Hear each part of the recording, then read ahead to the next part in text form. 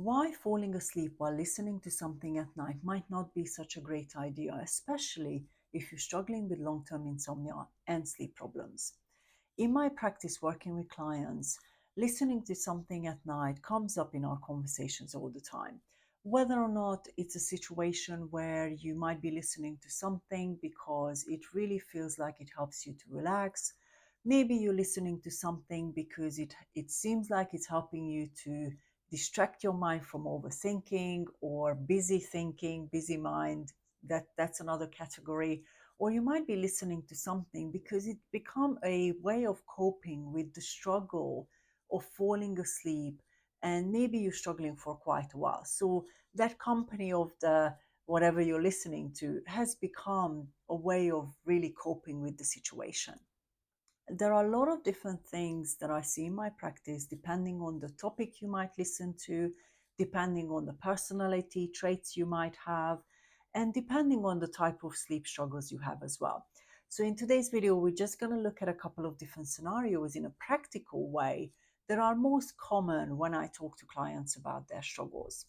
And the first things to say is that it's not that listening to something is not good, it's that it might not fully help you to really overcome the long term challenges that you have with your sleep. So, this is where we need to look at whether or not whatever you put in place, whatever you're doing, has actually helped you to fully overcome the challenges that you have.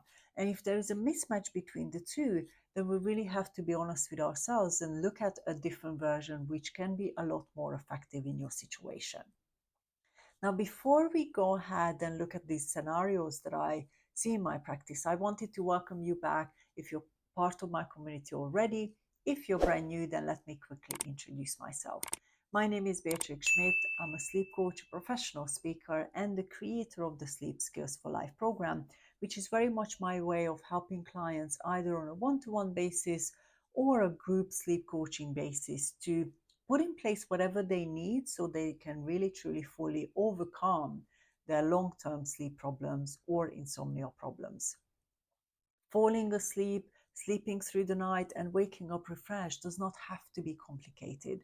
Sleep is a very practical thing in our life, but a lot of the times we're not really able to know what to put in place that can really help us. So that's really the work I do with clients, to really help them to know what they need to use at what circumstances so they can have a better result in their sleep. So now that we covered that, let's start talking about the three different types of scenarios I see when it comes to listening to something at night. Now, the first group of things that often clients tell me they listen to are what I would call sleep related things. So, whether or not that's a guided meditation about sleep, or it might be a podcast or any other resource that you're listening to, but it is sleep related. Now, one of the reasons I suggest clients not to do that so late at night, and especially not to do it in bed, is because what you're doing is you're putting more pressure on how well you're going to sleep that particular night. Now, it might not be obvious to you, but these are some of the things I see with clients. If you listen to a guided meditation, let's say about sleep in bed, or after maybe you struggle to fall asleep, you're already listening to something that tells you about great quality sleep. Now, if you're too far away from making that happen, that will bring up emotions. That will bring up either sadness, disappointment. It can bring up frustration or even anger. Now, depending on what kind of situation you have, guided sleep meditation too late can actually mean that you're rising these emotions up. They might become heightened as well. It doesn't mean that it always are a negative thing for someone. It often links to their personality traits. But have a look at what you're listening to. And if you're listening to sleep-related things, my suggestion is that you listen to them during the day. Carrying some of these things, these habits into bed with you when you're already struggling is often just going to increase pressure. It's going to increase your frustration if you can't make it happen as this thing suggesting you to be able to do that.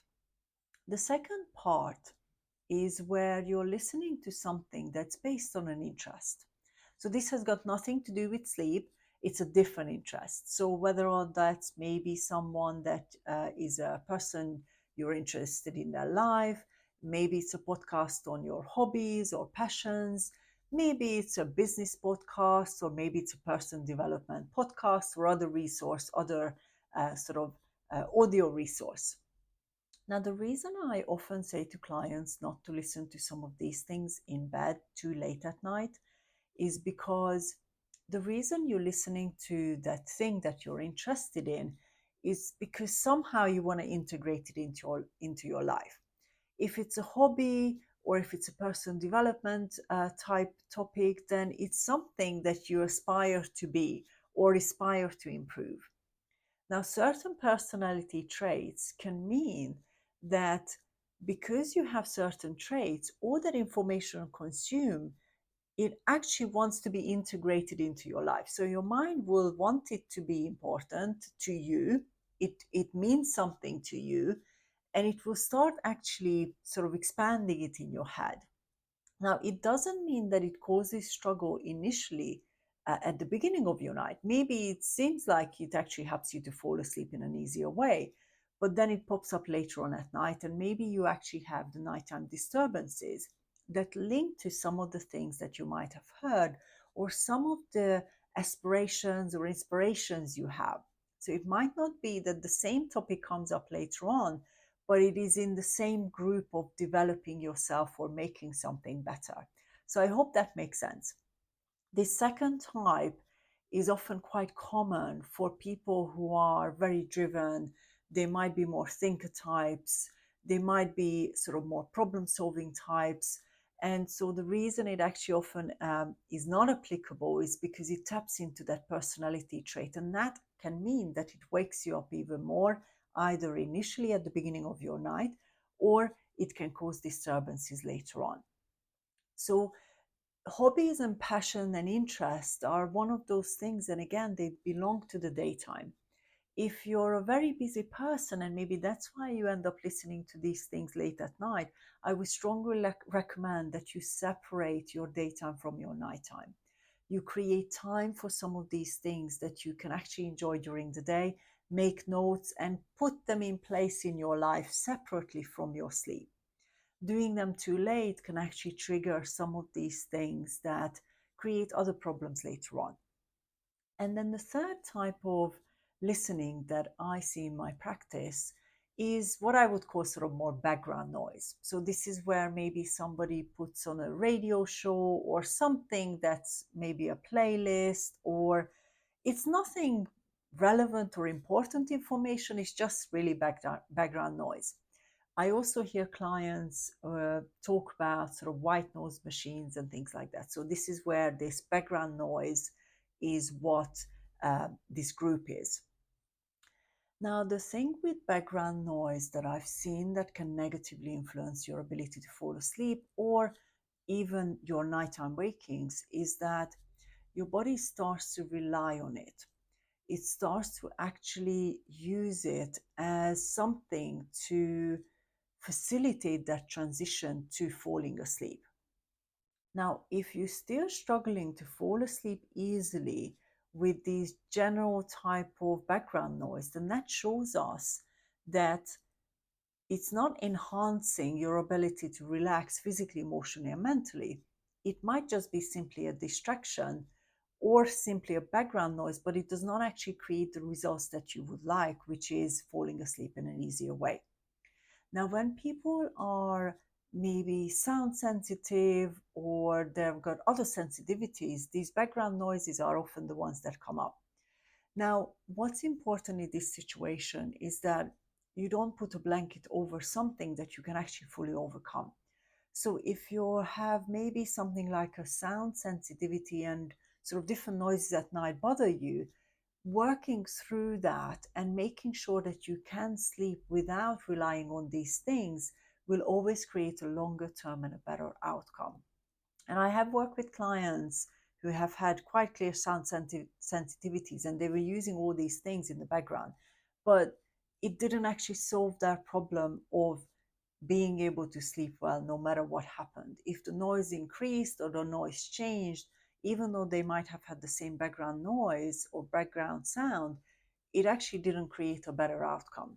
So again, this is one of those situations that you want to look at in your personal situation, whether or not that's something that is relevant to you. So I hope that these three different things have really helped you to look at your situation and see whether or not you're using something in a different way that you should. But every single client's different. Every single client situation is different. If something is guaranteed to be helping you, that's not about taking that out of your life, but it's really about figuring out why it might not have worked and putting something else in place that can create a better outcome for you. So thank you so much for watching today's video. If you have liked the topic of today's video, hit that little like button below. If you haven't yet, then join my community, subscribe to this channel, hit that little bell as well so I can let you know when I post new videos. And if you're interested in continuing to look at all these different topics, then come back next week as well, when we will start to really build upon some of these things that I've talked about over the last years.